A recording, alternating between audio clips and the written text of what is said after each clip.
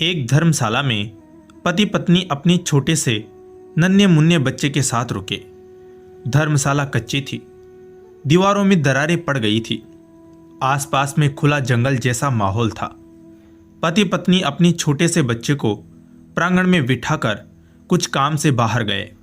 वापस आकर देखते हैं तो बच्चे के सामने एक बड़ा नाग कुंडली मारकर फन फैलाए बैठा है। यह भयंकर दृश्य देखकर दोनों हक्के बक्के रह गए।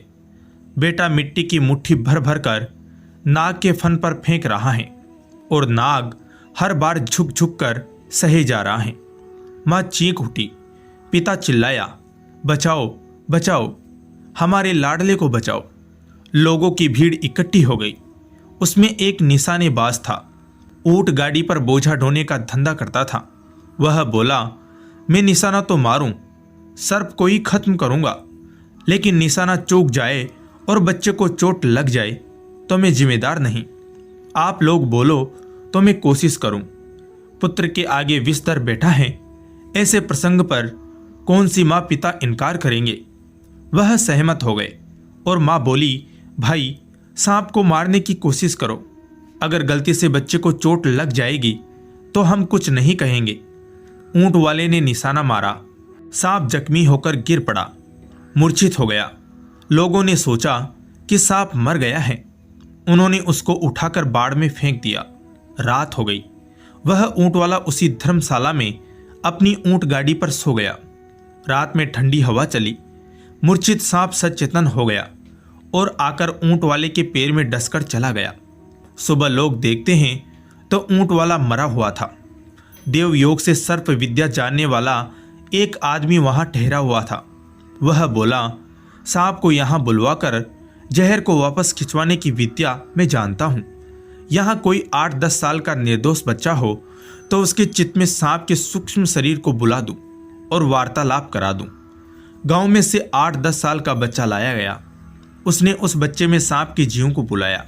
उससे पूछा गया, इस ऊंट वाले को तूने काटा है? बच्चे में मौजूद जीव ने कहा, हाँ। फिर पूछा कि इस बेचारे ऊंट वाले को क्यों काटा? बच्चे के द्वारा वह सांप बोलने लगा, मैं निर्दोष था, मैंने इसका कुछ बिगाड़ा नहीं था। इसने मुझे निशाना बनाया तो मैं क्यों इससे बदला न लूं? वह बच्चा तुम पर मिट्टी डाल रहा था, उसको तो तुमने कुछ नहीं किया। बालक रूपी सांप ने कहा, बच्चा तो मेरा 3 जन्म पहले का लेनदार है। 3 जन्म पहले मैं भी मनुष्य था, वह भी मनुष्य था। मैंने उससे 300 रुपये लिए थे, लेकिन वापस नहीं दे पाया। अभी तो देने की क्षमता भी नहीं है। ऐसी भद्दी योनि में भटकना पड़ रहा है। आज संयोगवश वह सामने आ गया तो मैं अपना फन झुका झुका कर उससे माफी मांग रहा था। उसकी आत्मा जागृत हुई तो धूल की मुट्ठियां फेंक फेंक कर वह मुझे फटकार दे रहा था कि लानत है तुझे, कर्जा नहीं चुका सका। उसकी वह फटकार सहते सहते मैं अपना ऋण अदा कर रहा था। हमारे लेन देन के बीच टपकने वाला वह ऊंट वाला कौन होता है?